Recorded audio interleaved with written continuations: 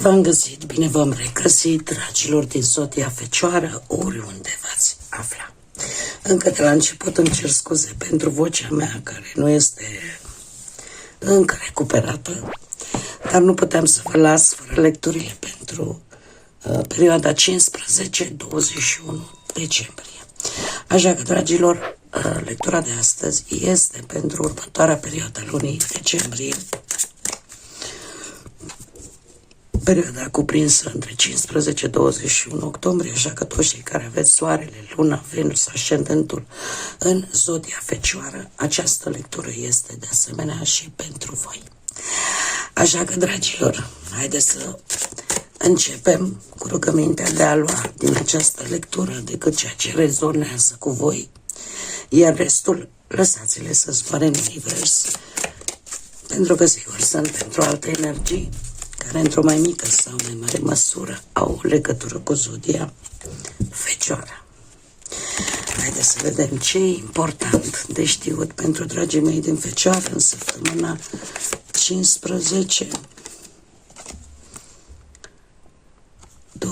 decembrie, dragilor. Nu știu dacă numărul 45, numărul 9 vă spune ceva, dar voi veți avea, cel puțin un mesaj aleatoriu, veți avea parte de un moment extrem de bucurie în această săptămână. Ceva capătă valențe foarte mari, pozitive. Haideți să vedem acum. Deci e un mesaj pe care cărțile au vrut să mi-l transmită. Haideți să vedem. Pare că, da, și să știți că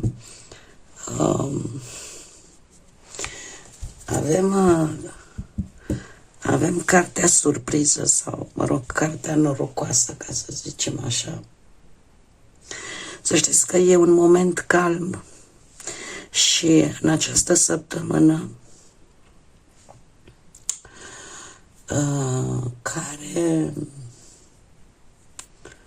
în care cumva veți trece ori peste anumite neînțelegeri, ori peste anumite pierderi, ori chiar peste anumite accidente, dar faptul că ea se află la mijloc, această carte norocoasă, aș spune că mare grijă în această săptămână, mai ales dacă aveți drumuri de făcut. E vorba că, nu știu, vreun zbor, ori vreo întârziere a unui zbor, ori ceva se întâmplă, dar cumva lucrurile își vor găsi o rezolvare. Nu trebuie să vă pierdeți cu firea, nu trebuie să vă pierdeți calmul. Și eu aș mai spune că, haideți să o luăm așa cu numerele. Avem 12, 3, 38 și 11. Tind să vă spun un pic mai mult de acest 11, pentru că este un număr maestru și aș mai spune că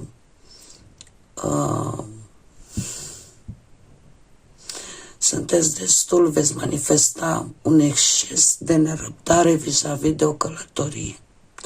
Dar trebuie să știți că posibil să apară vis-a-vis de această călătorie situații care să vă cam dea un pic peste cap, dar pe care trebuie să le tratați cu calm. De ce? Pentru că ele au un sens pentru care se întâmplă. Și chiar dacă nu-l veți vedea acum, o să-l vedeți imediat.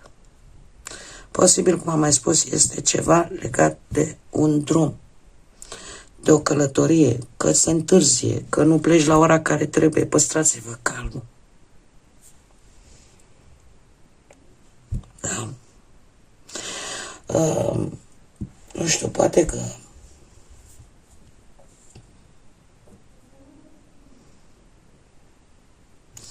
mulți dintre voi și-au planificat o vacanță, o schimbare profesională, dar apare ceva neprevăzut în care voi va trebui să nu vă pierdeți cu firea.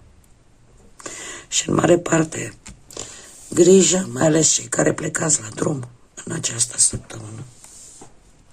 Nu mi-apare nimic de, cum să spun eu, avem Luna și îl avem pe Marte.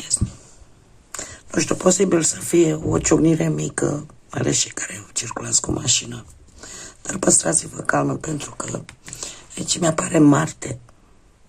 Dar vorbește de impulsivitate, vorbește de provocări. Dar eu cred că instinctul vostru de supraviețuire, mecanismul vostru de apărare, vă va îndemna să vă păstrați calmul într-o situație care poate să fie foarte provocatoare pentru voi. Avem Luna care îmi spune că pentru această călătorie, pentru acest drum, pentru această schimbare, voi sunteți foarte emoționați, sunteți foarte nerăbdători. Este foarte bine că a apărut această carte aici, care, cum am mai spus, îmi indică că totuși lucrurile nu vor degenera mai mult, tocmai datorită faptului că există o anumită calmitate, există o anumită rațiune și un anumit mod de a vedea lucrurile. Haideți să vedem ce ne spune și tarotul. Ce vine pentru dragii mei din Fecioară în săptămâna 15-21 decembrie.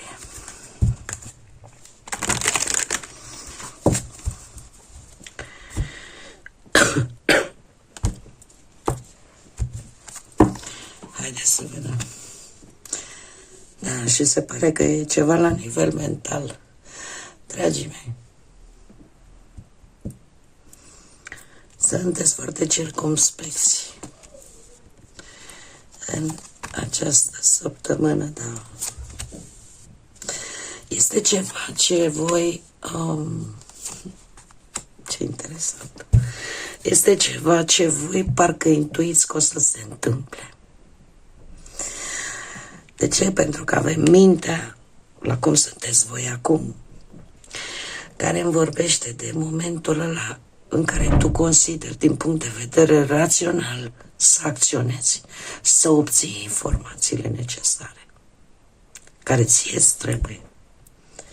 Cumva, e posibil ca mulți dintre voi să fiți la un început de drum în cariera voastră profesională. Să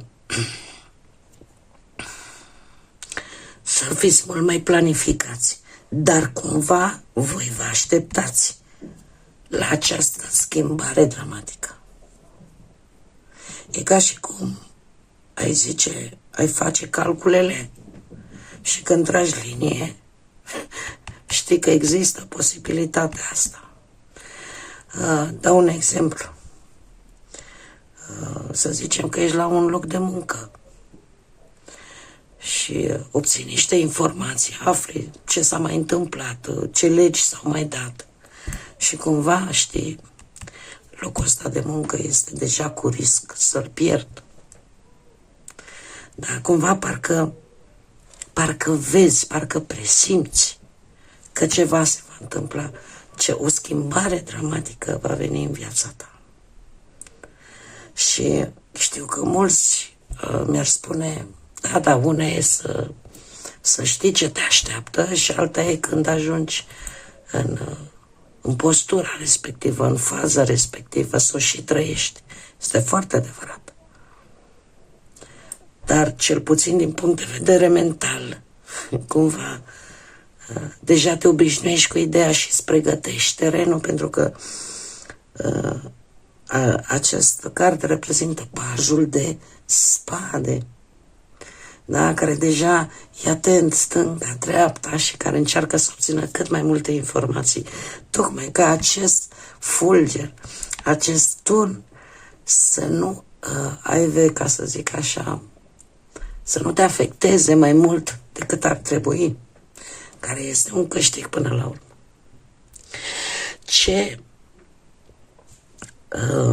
Ce nu poți vedea, da? Sau ce se ascunde și nu poți tu percepe, faptul că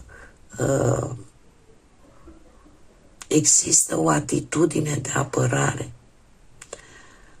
pe care o aplici în această săptămână și care la un moment dat, când spui că, cum să spun eu, când te axezi prea mult pe un singur lucru sau pe o anumită teamă care te afectează intern, cumva nu vezi ce se întâmplă în jurul tău. E ca un fel de rupere de realitate. Ar trebui cumva în același timp, cât conștientizezi la nivel mental că cam știu ce mă așteaptă, totuși să te păstrezi senin și în interiorul tău. Pentru că de obicei gândirea negativă atrage lucruri negative. E ca și cum ai spune, mama mea, săraca, avea o vorbă, nu ne dădea voie să... Mie, cel puțin, eu fiind ultima, nu-i plăcea să dăm răului, să-l chemăm pe ăla cu coarne. Zice, decât să-l chem pe ăla, cheamă-l pe Dumnezeu. Și chiar îmi spunea de bunica, mama ei, care nu-i dădea răului, lucru obișnuit la noi, la români, și de câte ori să ne căjea pe ea, îi spunea, firea închinată să fii. Și chiar a trebuit să-i promit mamei mele, eram foarte tânără, că nu o să mai dau răului. Și din momentul în care ea, pe patul de moarte, mi-a cerut acest lucru, nu l-am mai făcut. Așa că exact același lucru. Nu gândiți negativ, pentru că veți atrage ceea ce gândiți. Așa că ceea ce voi nu vedeți este că și din punct de vedere intern trebuie să fiți la fel de conștienți și să vă păstrați cu acest 4 de cupe, să fiți atenți, să vedeți ce este important pentru voi, ce nu este important și niciodată să nu vă culcați pe urechea că ceva este sigur, pentru că se pot întâmpla de pe zi pe alta, de la un minut la altul, ca lucrurile să se schimbe. Și atunci trebuie să vedeți exact situația așa cum este ea. Ce este necesar să știți, că lucrurile se vor mișca încet, dar se vor mișca în direcția bună. De ce? Pentru că avem acest cavaler de monede. Un cavaler de monede care spune, domne, care vă reprezintă, poate reprezenta cu succes soția voastră, a fecioarei, și care spune, domne, cu multă răbdare, cu răbdarea trece marea, da? Sunteți cu responsabilitatea care vă caracterizează, cu faptul că sunteți perfecționiști, cu faptul că pe lângă responsabilitate sunteți și foarte meticuloși. Asta vă ajută să mergeți înainte. Chiar dacă nu veți face pași foarte giganți, pași foarte mari, acei mici pași sunt importanți și cred că cel mai important este faptul că avansezi. Faptul că avansezi și mergi înainte. Aș mai avea ceva de spus vis-a-vis de acest cavaler de monede. că pentru cei care aveți ceva probleme în relație sentimentală, ca ea să funcționeze, dragilor, trebuie lucrat împreună, cu multă răbdare, la această relație. Dacă sunteți singuri, e posibil să fie nevoie să schimbați un pic forma în care faceți lucrurile, locul în care mergeți, oamenii cu care vă conectați, locuri noi, oameni noi, modalitatea în care voi căutați ca cineva să vină în viața voastră. De ce anume trebuie să țineți cont în această săptămână? Ei, dragilor, trebuie să țineți cont că sunt anumite lucruri care vin din viețile voastre anterioare, sunt o anumită karmă pe care trebuie să o rezolvați. Cum? Sau ceva care are legătură cu viețile voastre trecute, cu experiențele pe care voi le-ați avut într-o viață trecută. Desigur, pentru cei care cred în acest lucru.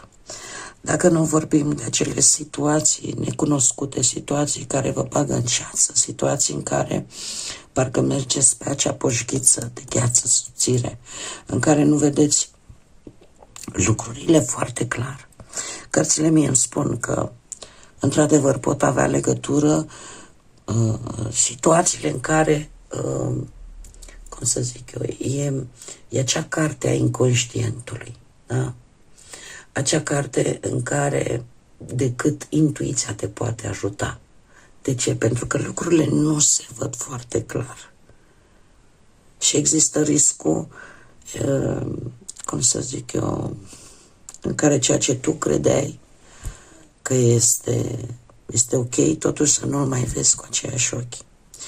Săptămâna care vine, dragilor, este o săptămână, așa cum bine vedem și cu acest 9 de bâte, este o săptămână în care anumite planuri pe care voi vi le-ați făcut să aibă mici întârzieri, să aibă mici piedici. Luați-o cu calm.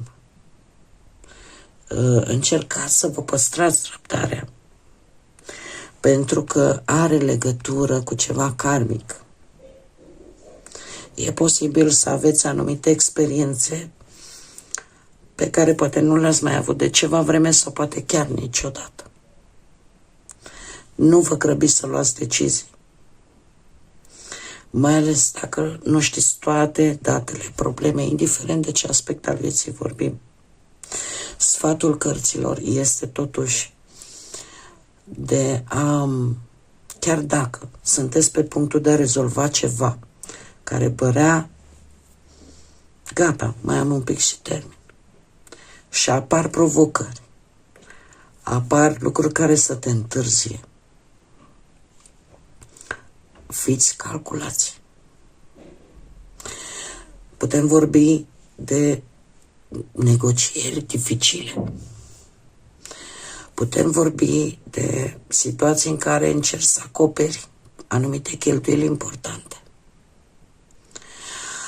Putem vorbi pe plan sentimental de faptul că trebuie să vă apărați, poate, amândoi relația împotriva altora, care poate au mereu ceva de spus. Putem vorbi de cei singuri, dar de cei singuri care au șansa de a câștiga inima cuiva după o lungă perioadă, chiar dacă apar mici piedici. E vorba de determinarea voastră de a face lucrurile în această săptămână și de echilibrul ăsta între minte și emoție, între minte și suflet. Eu aș spune că nu vor fi atât de, cum să spun eu, cu o încărcătură atât de mare ce se va întâmpla în această săptămână, dar ce pot să vă spun cu siguranță este că dacă există luciditate, istețime și intuiție în mare parte, și dacă Zodia Rac vă spune ceva. Am într-adevăr alte zodii de pământ, Taur, Fecioară, la fel ca și voi, Berbec. Ăsta, mă scuzați, Taur, Fecioară sau Capricorn, dar am și zodia Rac. Nu Rac, Pești, mă scuzați, Pești. Pești. Sau o legătură cu această zodie din trecutul vostru. Haideți să vedem și ce mesaj al sufletului, ce mesaj de suflet am pentru voi, dragilor din Fecioară. Ia să vedem. Ei, și avem numărul 12. Sau numărul 3. Nu e nimic întâmplător, eu v-am mai spus, în cartomanție nimic nu este coincidență și nimic nu este întâmplător. Avem numărul 12, avem numărul 12 care se repetă și numărul 3. Și spune așa: ai nevoie de noi strategii pentru a-ți construi drumul către iubire și fericire. Cred că cel mai important din acest mesaj este exact ce v-am spus: folosiți-vă mintea, inteligența, dar într-o legătură strânsă cu ce vă spune sufletul și intuiția. Necesitatea unor noi strategii, o reevaluare a planurilor, a ideilor. Chiar dacă știți că se poate întâmpla asta. Ca să zic așa, o recalibrare.